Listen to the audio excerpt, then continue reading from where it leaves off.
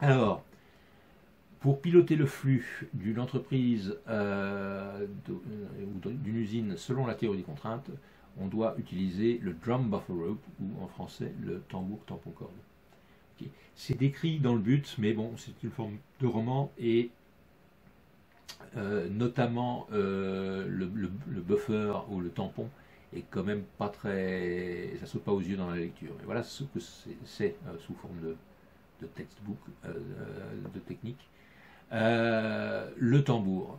Donc, on a trouvé la contrainte, c'est la contrainte qui va déterminer le débit de l'ensemble de l'organisation. Et donc la première chose qu'on fait, c'est faire en sorte qu'elle batte le rythme. Et donc depuis la planification à moyen long terme jusqu'à l'ordonnancement au quotidien, contrôle au temps réel, c'est la contrainte qui bat le rythme, c'est le tambour. Okay.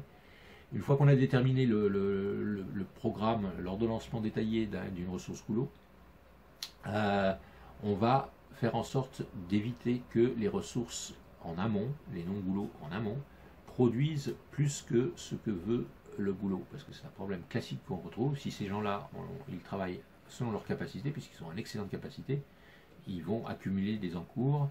C'est pour ça que le logo de l'entreprise il est comme il est. C'est exactement pour montrer ça. Et il faut seulement lancer dans le système ce que le goulot peut absorber.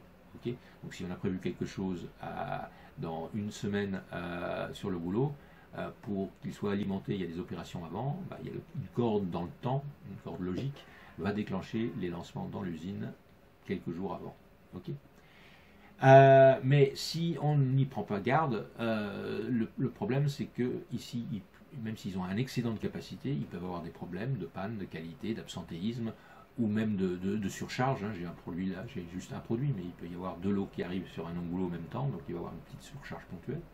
Et il ne faut pas que le goulot s'arrête. Donc on va le protéger, le goulot, en mettant un tampon défini en temps. On va faire en sorte que les produits arrivent devant le goulot avec une heure d'avance, avec une journée d'avance, ça dépend de la typologie industrielle, mais mesuré en temps.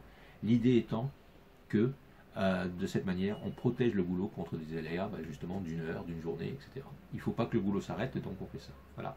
Donc ça, c'est l'amont du schéma qui permet de contrôler les performances. Ça donne le chiffre d'affaires maximum avec un encours minimum. Il y a un deuxième tampon dans ce schéma qui est ici, en aval, juste avant les expéditions aux clients.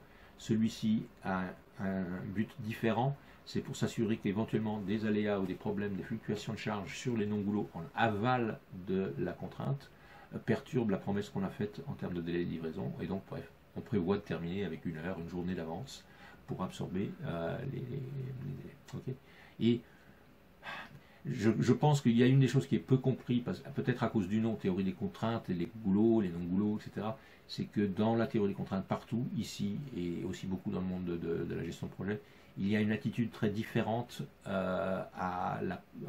aux phénomènes aléatoires qui puissent perturber une production et la protection contre les aléas sous forme de tampons ou de buffers.